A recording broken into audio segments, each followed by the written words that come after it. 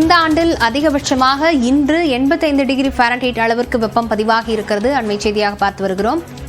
இது தொடர்பான விவரங்களுடன் செய்தியாளர் சடையாண்டி இணைந்திருக்கிறார். சடையாண்டி, தமிழ்நாட்டில் எந்தெந்த பகுதியெல்லாம் வெப்பம் அதிகமாக பதிவாகி இருக்கிறது, நிலவரம் பதிவு செய்யலாம். நிச்சயமா லாவண்யா, சென்னை வானிலை ஆய்வு மையத்திலிருந்து தமிழ்நாடு முழுவதும் பதிவாகி இருக்கக்கூடிய வெப்பநிலை தொடர்பான அண்மை செய்தி ஒன்று கிடைத்திருக்கிறது.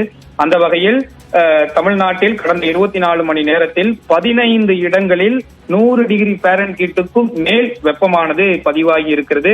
இதில் குறிப்பாக கவனிக்கப்பட வேண்டிய விஷயம் என்னவென்றால், உதகமண்டலத்தில் வரலாற்றில் இதுவரைக்கும் இல்லாத அளவிற்கு வெப்பமானது பதிவாகி இருக்கிறது. அதாவது 29.4 டிகிரி செல்சியஸ் ஃபாரன்ஹீட்டில் பார்க்கும் பொழுது 85 டிகிரி ஃபாரன்ஹீட் ஆனது உதகமண்டலத்தில் வெப்பமானது பதிவாகி இருக்கிறது. கடந்த 2 தினங்களில் 29 டிகிரி செல்சியஸ் பதிவானதே இதுவரை உதகமண்டலத்தில் பதிவான உச்சபட்ச வெப்பநிலையாக இருந்தது. அதையும் தற்பொழுது அதைவிட அதிகமாக இன்றைய தினத்தில் வெப்பமானது பதிவாகி இருக்கிறது. 29.4 டிகிரி செல்சியஸ் என்பது 85 டிகிரி ஃபாரன்ஹீட்.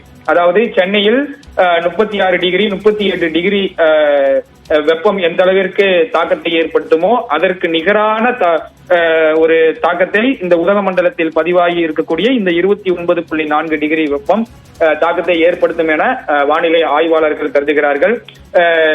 சமவெளி பகுதிகளில் அடிக்கக்கூடிய வெயிலுக்கும் மலை பிரதேசங்களில் அடிக்கக்கூடிய வெயிலுக்கும் நிறைய வேறுபாடு இருக்கிறது. மலை பிரதேசங்களில் புற ஊதா கதிர்கள் யூவி ரேசனுடைய தாக்கம் அதிகமாக இருக்கும். எனவே அங்கு 29 டிகிரி வெப்பநிலையே கிட்டத்தட்ட 40 டிகிரி வெப்பநிலைக்கு சமமாக பார்க்கப்படுகிறது.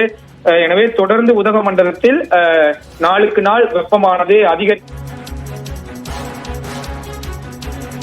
விவரங்களுக்கு நன்றி சடையாண்டி.